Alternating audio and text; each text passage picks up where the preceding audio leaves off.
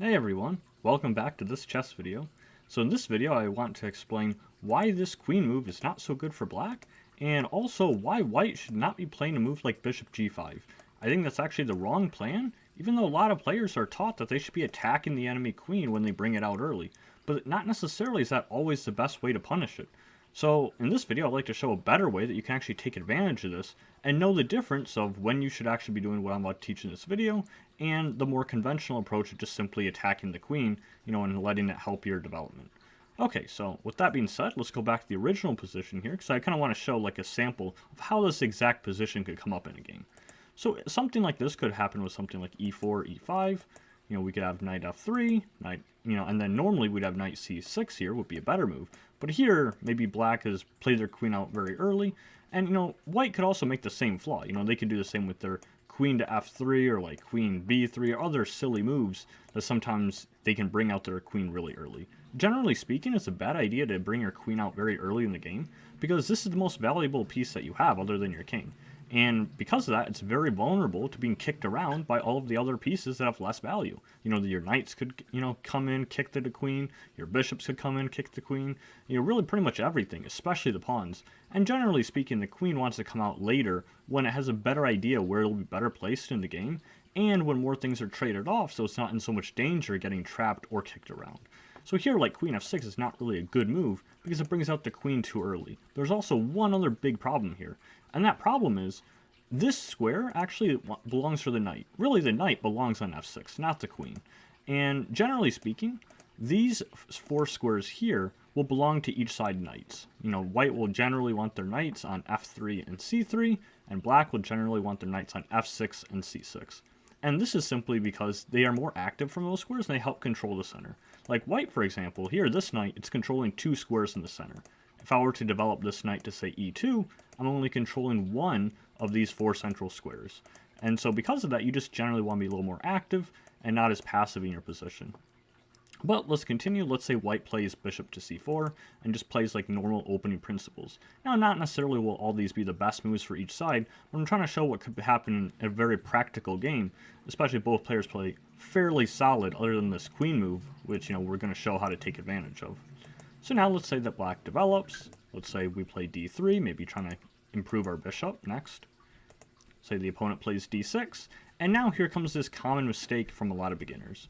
Even some intermediate players actually I've seen fall for this, and that's they want to gain time on their queen, and they think, well, black's queen is misplaced, and they realize that, but they think the only way to take advantage of this is to simply attack the queen. They think, well, I can develop a piece, I can play a move like bishop g5 and attack the queen, and this has to be good, right? Because, we're attacking the queen, we've helped develop, it's like they've given us a tempo. And yes, that's true, but positionally this is wrong. This is actually the wrong plan here. And the reason for that is you're actually helping black play a move they want to play.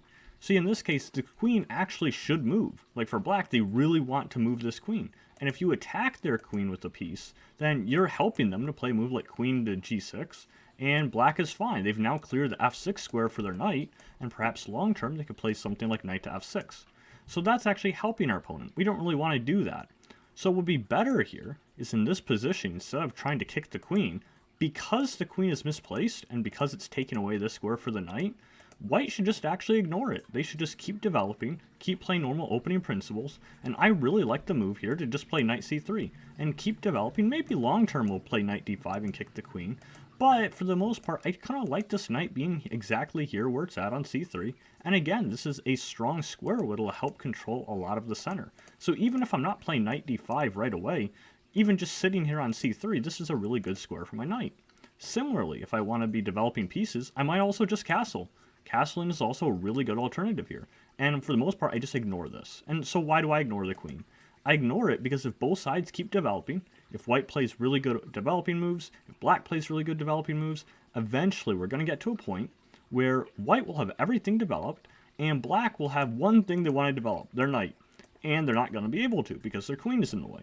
So you're going to have to either waste time voluntarily moving the queen somewhere like g6 unprovoked, or they're going to have to develop their knight to like e7, and then from there it's less active than it otherwise could have been. So that's a better way that you actually take advantage of this because the queen is misplaced.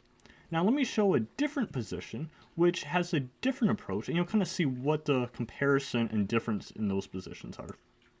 So let's say the Scandinavian defense, right? You play e4, and then we have d5. And so we play e takes d5, now they bring the queen out to d5. And now, unlike the other position, you actually do want to kick the queen. You play knight to c3, and then, there's several moves that black can play here. The main move is either queen d8, going very back, just so the queen isn't kicked anymore, or you play queen to a5. Those are really the two high-level moves that I'm aware of. There's a lot of moves that I see a lot of players play, which aren't necessarily too good. There's one very common thing a lot of beginners play. They'll play this blunder, and then you lose your queen straight away. You see that a lot of times the higher levels, this queen is pinned. Another mistake you might see by a lot of other beginners is they'll do something like, say, queen to e5 check. And that's not really so great because you just help white develop. And the check really has done nothing. Their queen is still not really so great. It's the only piece developed. White's going to develop and probably even play knight f3 in the future, and then get castled after they kick the queen. So that's not really too great for black either. So really, if they know what they're doing, it's either queen to d8, just so they don't get kicked around anymore, or queen to a5. But let's say they're playing aggressively, and let's say they don't want to retreat back to d8, so let's say they go to queen a5. Okay, so in that case, white could do something like developing, trying to control the center, black does the same, and then we'll play a move like bishop d2. And all this is actually mainline opening theory so far. But the idea here is that we're threatening discovered attack on the queen, and this queen might have to get moved again. If this queen moves somewhere like here in the for example, maybe in the future, when this knight isn't there, maybe we'll kick the queen again. And you can see how we're just constantly attacking the queen. So what is the difference? Why do we attack the queen so much in this opening, and it's fine, but in our position, when we went further back, this move kicking the queen was not so great. And so there's one very big difference here. In this position, the queen is misplaced. We should leave it alone. We should not be attacking their pieces when they are misplaced, because we want this queen on f6. This is a bad place for this queen. It's blocking their knight. Now, if we compare that to the variation we looked at here in the Scandinavian, notice this queen is not misplaced at all. Yeah, they brought it out really early, and they probably shouldn't have done that, but this is a very active piece. It's already in the center. It's a very developed piece. It's also attacking, the g2 square. It's doing a lot of useful things. And so because this piece is more active in the center, we actually do want to kick it, and we want to gain tempo while we develop. That way, they'll have just their queen kicked around, and we'll have a bunch of development for it. So, we kick the queen, they move somewhere, we control the center, which is a normal idea, also facilitates our development, and now this bishop can develop somewhere along this diagonal. And so here, in this case, their queen now is on the edge. It's not really doing much, but we can still provoke things with, bishop d2. And we're not in a rush to kick it, because really this queen is sort of misplaced here as well, but it just gives us extra options that we have this discovery. So, those are some differences here, why we can kick the queen. Because in this position, the queen is actually kind of well placed. We don't mind kicking it around for an advantage. But in the other position we looked at here, bishop g5 is really not the best way to do this, because unlike the Scandinavian, the queen is actually misplaced here, whereas in Scandinavian it was actually pretty well placed in the center. So that's kind of one thing to keep in mind. The other detail, which is a very small one, but I'll mention it just for the sake of being complete here, is that in the Scandinavian, this is a very open-looking board here. We're not really open from a positional standpoint. This file's only half open, and this file's only half open for their side, so it's more like a half-open position. But we can see a lot of potential, especially if our pawns advance, that more files could open up, more diagonals could open up. And as the board starts becoming more and more open, generally speaking, development becomes a lot more important. And so we might be able to kick their queen for development in an open position. But if we compare that to here, this is a lot more closed. It's really a closed position every every sense of the word, because there's no half open files. There's no fully open files. Like, no pawns have been traded off for either side.